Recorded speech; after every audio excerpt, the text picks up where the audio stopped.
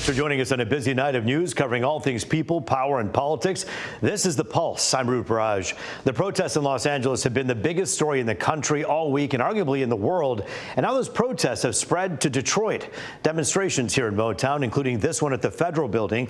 Activists on their loud horns saying that this was partially sparked by a family they say was detained, including a baby. We reached out to ICE right here in Detroit, and they couldn't confirm that's the case. But protesters and city leaders are concerned about what they call a lack of due process. Incredibly angry, upset, scared for my neighbors, my residents who are trying to follow due process, show up for their asylum seeker, their asylum cases, their hearings, and then getting them dismissed. And as they walk out the door, they're picked up by ICE and taken away. We are protesting in solidarity with Los Angeles. That has been on the forefront of fighting Trump and his fascist movement and stopping ICE raids and deportation. And in Los Angeles, where all of this started, we know police have made nearly 400 arrests since Saturday so far, most of them for people refusing to leave an area when police told them to. But others include assault and weapons charges, too. The city's also put out a curfew for downtown neighborhoods, but Mayor Karen Bass there says that could be lifted if there are fewer arrests tonight. Bass and other mayors across the Los Angeles area also calling on the president to stop the stepped-up immigration raids and quit using troops alongside agents as well. They say it's terrorizing people who live there. Tonight, we want to put this story into bigger context, a better perspective. How did this all start? Anchor Elex Michaelson with Fox Los Angeles joins us via Zoom. He hosts California's statewide political show, The Issue Is, much like The Pulse here in Detroit. And Alex, it is so good to see you. Thanks for joining us here from L.A. Thank you, Roop. I want to ask you, when you look at the pulse, so to speak, of the last few days, take us through the tempo of how this protest against these troops and against these agents has gone. Has it waned? Has it gotten more intense? What are you seeing right now? Yes, I think we have seen it wane in large part because of that curfew. So most of the most violent, worst, craziest pictures that you were seeing on your TV, a lot of it happened after dark in a very small area of downtown Los Angeles. That's some of the rioting that you see right there. So what they decided to do was to shut down that area to the public during the hours when most of that rioting was happening. And amazingly, there wasn't that much rioting last night. So that seems to be an effective strategy. We'll see if that continues. Part of the challenge is the reason that so many people are upset is these ICE raids, which President Trump says are going to continue because the state of California is a sanctuary state. It does not cooperate with the federal government on those raids. So the state has no idea when or where they're going to happen. But the fact that these National Guard troops are supposed to be here for at least 60 days, that the Marines are here, still not quite clear what they're going to do, gives the indication that there are going to be more raids coming for the foreseeable future, and those might inflame tensions even more, and we could end up with more protests after that. One last question. We have about 20 seconds left. So many people say that the reason President Trump acted this way in sending the troops in is because of his disgust at how the state of California handled the response to the fires. Is there truth to that? Are you hearing that bluster over there in California as well? How California handled the fires, as in the Palisades fire, I don't think that was his rationale, no. And in fact, the state, the governor and the president have actually been working pretty well on handling the fires together, and both have complimented each other for the way that they've handled it. I think he was frustrated by the images of people getting in the way of ICE as they were carrying out raids in Southern California, people throwing stuff at ICE vehicles, Molotov cocktails, other things to try to get in the way of the feds as they were trying to enact their immigration policies. That's what got him frustrated. That's why he says he did it. And we'll see, what happens going forward if there's any pullback. But both Trump and Newsom really going at each other hard. I think both see political wins in attacking each other. The question is, what does that mean for the people of California? And largely, what does it mean for the rest of the country as some of these protests moves into other areas, as we've already seen, like Detroit? Alex, we thank you for your time here. We know you're so busy out there, and our counterpart in the LA newsroom. Thanks for your time here on The Pulse. Great to be with you, Roop. Thanks so much. You know, all of these protests come as police and city leaders plan for widespread protests this weekend. One of them in Troy. That city's mayor, Ethan Baker, as well as retired Detroit Police Assistant Chief Steve Dolunt, are in Studio C to talk to us here tonight. And we, of course, thank you both for joining us here on The Pulse. We really think that your perspectives are important here, and so thanks for the time. Mayor Baker, you see the pictures, of course, of what's happening. Let's just bring it closer to home. Here in Detroit already at the Federal Building, and we know that there are going to be a lot of people out in Metro Detroit, including in Troy, protesting. What is the city doing to make sure that these protests remain calm? Yeah, well, first, I don't think you're going to see anything in Troy on Saturday like you're seeing in Los Angeles, sure, or like you're seeing. That's not what's going to happen. I think there's a pretty good history of some peaceful protesting happening in the city of Troy over various issues and times over the years. But our police department works hand in glove with those who are wanting to protest and be part of their First Amendment right to do so, and they ensure that there's going to be safety. Obviously, our police department takes any threats of violence or violence very, very seriously. But there's a huge difference between rioting and peaceful protests. But Troy Police Department's going to be there, making sure the peace is kept and working with the people who are protesting, regardless of what their message is. I want to talk to you more about that very important right that we all have, whether you're, a Trump loyalist who believes that what he's doing is right, or you're completely against it. You have a right to be out there, but there's a way to do it. We'll talk about that in a moment. Steve Dolunt, man, you spent decades on the streets. You understand, and you've seen your share of these. Yes. When you hear Elex from LA basically say things have waned a bit and it was contained to one area, what goes through your mind in terms of strategy from a city point of view? Thank God, because now it's narrowing down the area. You can concentrate your officers or any other people you bring in, whether it's feds, state, and contain the area. I agree that Troy's not going to be that bad at all.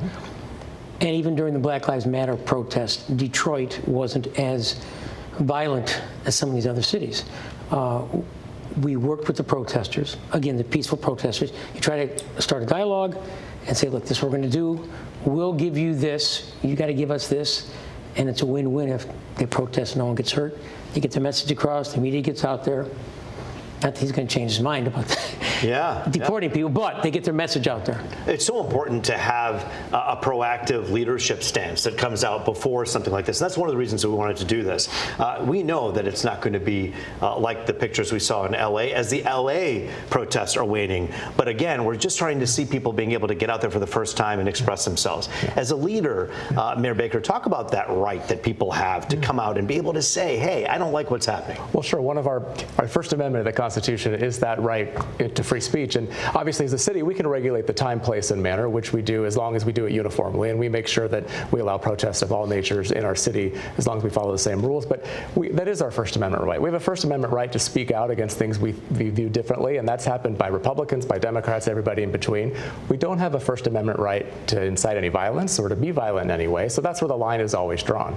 Again, any time you have a few thousand people come out, and we had a couple thousand at the last protest in Troy at an intersection, which is a busy intersection near I-75 and lots of traffic on Big Beaver. But when you have that many people come together, there's always risk for something bad to happen. So our police department does work with them, with great community policing, to ensure that everyone stays calm and does the right thing, but still has that First Amendment right to speak out. But the First Amendment right that people have to come out and say, hey, I don't like what's happening. And then you have people from perhaps the other side who come out and say, I don't like your protests. That's often where you find the real division there. Talk about that for. Well, I think that's where you can create any kind of, there can create conflict that can lead to violence. I don't think that's going to happen in Troy. I maybe shouldn't be so bold to say something like that, but I feel really good about the people that are going to be in Troy protesting on Saturday on both sides of the issue. And they're protesting about how they view the president, right? I think their protest is based on, no kings is what they're calling it. But there are going to be people who adamantly are opposed to President Trump, and there's going to be people there who love the president. We've seen in the past, yes, they may point fingers and laugh at each other, some of their signs and some of their things, but at the end of the day, they're all exercising their First Amendment right as Americans, and I see proud Americans on both sides of that issue, which is what's really nice for me to see. Steve, I want to talk to you a little bit about what happens in terms of the appearance for protesters when they see in Los Angeles. Let's get away from Metro Detroit for a moment and go to LA for a second here. When you see those pictures in LA, so many of the protesters, I hear two different schools of thought. One will say, you see the National Guard come in and hey, I can't mess with them. But then others get more inflamed because of it. What have you noticed in your career? When they bring the National Guard in, it's because you're violent. If you had peaceful protests, you're not going to see the National Guard.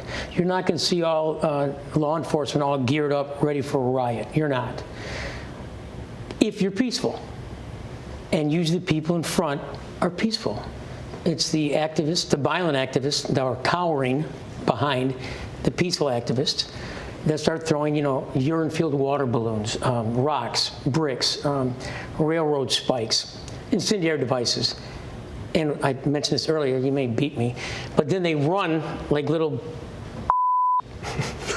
May have to bleep that. Not you might have to bleep that. But we got it. But anyway, the point is, they run and hide, and the peaceful activists, their whole point that they're trying to make is lost because of the violence. Well, I think that's really an important point, Ethan. Mayor Baker, a little bit about that. When you have a few bad actors, and I don't care if you support what the bad actors, you think they're doing a good thing by coming out there, those are the ones who Mayor Duggan and those pastors and others, including you, told, get out of here, go home, we don't want you here.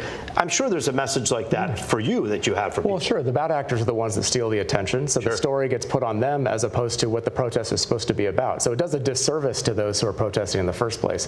And maybe that's one of the reasons they do it. But let me also say very clearly, the minute anybody incites any violence or does anything violent in the city of Troy, we're prepared to take action. We're going to do it the right way, but we are a nation of laws, and that's from the top to the bottom. So please don't bring any violent stuff to Troy. When you talk a little bit about the chain of command, and for so many years you've been doing this, Steve, how many times have you seen things get worse because larger battalions or more of the gear comes out?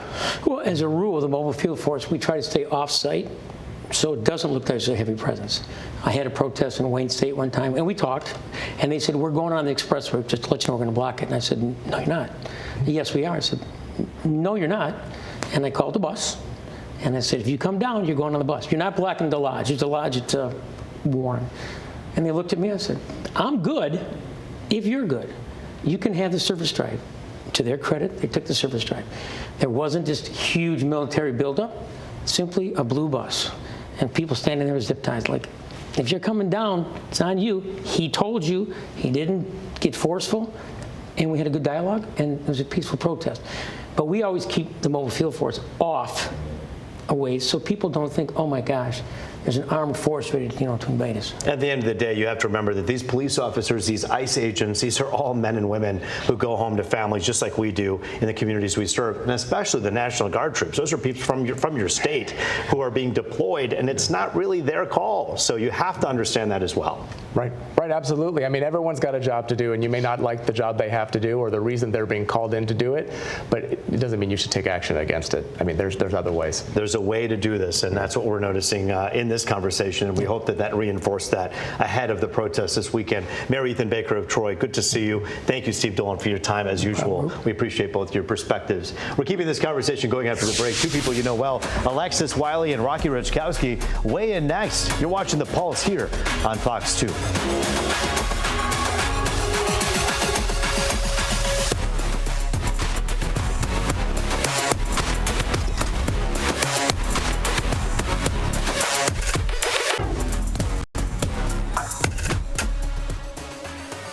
Back now on The Pulse, looking at all things people, power, and politics. All three seem to be triggered the last few days with everything going on across the country. Joining us now to talk about the protests in Los Angeles that are now spreading across the country. Not in the same way, but an important thing to talk about. Communications expert Alexis Wiley, and by the way, a former anchor and reporter here at Fox 2, and former Republican State House Majority Leader Rocky Rachkowski. Good evening. The reason we wanted the two of you on this show today, and I said it just during the commercial break here, I think it's really important ahead of a protest.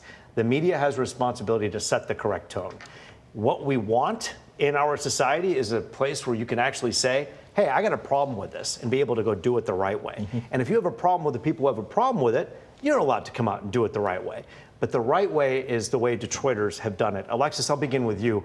Let's go back to 2020 for a moment when you talk about protests. And we'll go to LA for a moment. But in Detroit, what we saw happen here with the mayor and with reverends and the community was incredible. Talk about that. Reflect on that for a moment. Yeah, I mean, I think that Detroit really showed what it meant to peacefully protest, right? Make your voices clear, make sure that people understand exactly where you stand, but also doing it in a way that doesn't lead to violence. I think that's a credit to the leadership we have in Detroit, and really that partnership between police, community, mayor's office, city council. We've set a tone of what it means to disagree in Detroit. And I think that's something that is important for us to continue and for people to use as an example of how to unapologetically make your voice clear without things turning into something that is dangerous and hard to watch. In the months after what happened in 2020, I had the chance to talk with President Trump at the White House, who complimented the city of Detroit for the efforts and the payoff for having a successful demonstration without people getting hurt. Rocky Richkowski, that's what everybody wants ultimately, Absolutely. Right? Absolutely. And I'd like to add on to what I thought Alexis brilliantly framed. I'd like to add the fact that we have great police officers in Detroit. Absolutely. And they come from the community. And you don't have this majority white or majority black. You have police officers that are working together. And that's one of the things that we've been blessed with, some great police chiefs, with James Barron and Ike McKinnon and Chief James. And now we've got another group of police chiefs and deputy chiefs and officers on the ground that know how to work and community police their own community. I'll tell you, if you want to learn how to do it, you go to Detroit to figure it out, and that's a beautiful 100%. thing. So the kumbaya that we're having here is important, but it's also important to talk about the issue at hand that causes such ire. Sure. Yeah. There is such disgust about what's happening. Let's talk for a moment, and I'll begin with you, Alexis. Sending in the National Guard, the president says the reason he had to do this is because essentially, he was not prepared to see ICE officers being hurt and assaulted on the way to do their job. Yeah. Do you believe that that's a fair reason to use the National Guard? You know what? I'm torn on a lot of things because, for one, a lot of people know, like, I've lived in Detroit for a very long time, but I'm a native of Los Angeles. Mm-hmm. And it's been really hard to watch what's happening. And it's also really hard to watch the families and people who feel like the fabric of Los Angeles be terrified to send their kids to school, or feel like they're going to be, anything can happen at any moment. I want to say that the issue with immigration that's happening right now was not started under this administration. I think that administration has been a problem. Immigration and meaningful reform has been a problem for us for a very long time. And we need to come after it in a way that's smart, but also humane and respectful of the rights of people. So I think for me, it's just been, looking at those images right now, it's heartbreaking. It's heartbreaking of just what people are going through, but they're fed up and they want people treated humanely, and I understand that. You dig up old video of then President Obama talking about deportations and the importance, and then doing the deportations. He was the deportation chief, right? He did a lot. He did thousands of deportations. And then you heard Hillary Clinton, when she ran in 2016 against Donald Trump, talk about what needs to happen to people who don't belong here, who are taking from the people of this country. What changes in your mind in the political calculus about how this conversation has morphed? Rocky. I don't think anything, except the fact that we've gotten more polarized politically. The left have become no longer liberal, now they're progressive, and now they're ideologue progressives that are willing to fund this type of protest. And then on the right, you've got people that are no longer willing to come to the table. They just said the law is the law, we will not negotiate. Now, where is the happy medium? I couldn't tell you, but I will tell you. I'm going to come out blatantly say that I'm ending up on the center-right side of this issue. I think that if you came here illegally, you need to exit stage left and come here legally. My parents had a hard time coming to this country, but they waited and they came to this country legally. My wife's parents came here legally. They were sponsored. Now, we are a country of immigrants. We really are. And we love our immigrants. And we love those great American families that merge into the fabric of our country. But a lot of these protesters are not merging into the fabric of Alexis, the nation. your response to that? Yeah, I think the problem, and this is where I think Rocky and I seem to be agreeing in some ways, this has become a political football, right? Mm-hmm. Yeah. Where both sides are trying to score points. Meanwhile, meaningful policy and and change that does not just drive chaos is left on the cutting room floor and isn't happening, right? Like, we shouldn't see this. Like, you look at what's happening in Los Angeles, and you look at the potential what could happen in other parts of the country.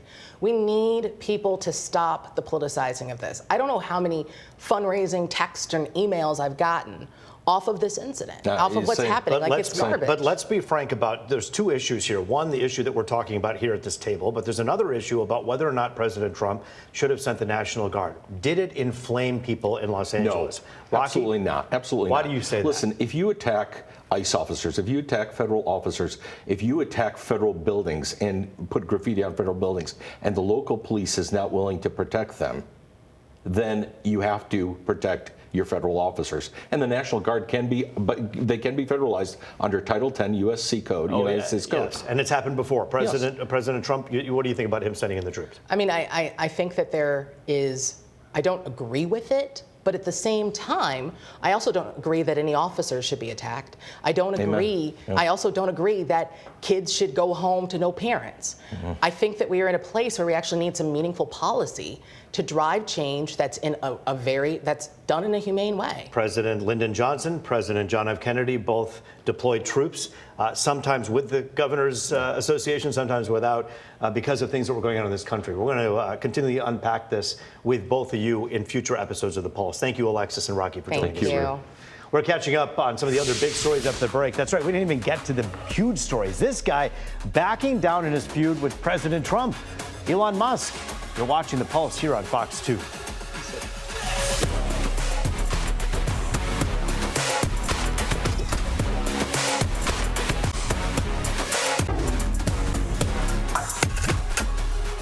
It is People, Power, and Politics. Welcome back to Detroit's only nightly political talk show. The protests have dominated our show tonight, and for good reason, but we have a lot of important stuff to catch up on. So let's run through some of the other big stories making news right now.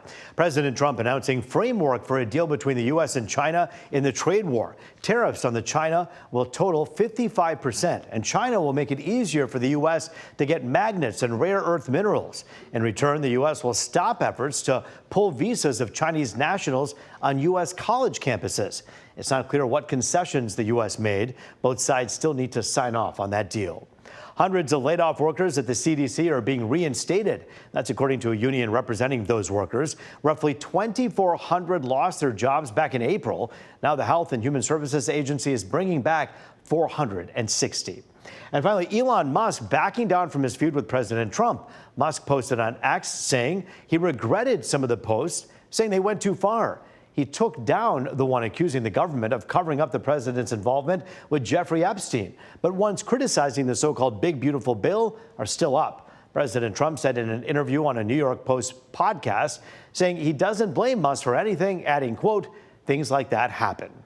Well, it's a story that had everyone talking, and this show is all about you. So we're ending with your thoughts. Take a look. Joe says, nothing like backtracking. Absolutely hilarious. Hannah, thanks for writing into The Pulse. Wow, I wonder what made him change his mind. It's rare to see someone in his position admit that publicly.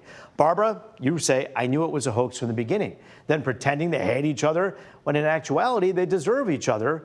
Both lowlifes. Jeff Ogden says, you guys realize that if your grandma were president and she baked chocolate chip cookies and handed them out, half the country would still throw them out and complain about everything she did. Interesting opinions. Of course, we always want to hear from you, so let us know. That is The Pulse for tonight. Thanks for joining us.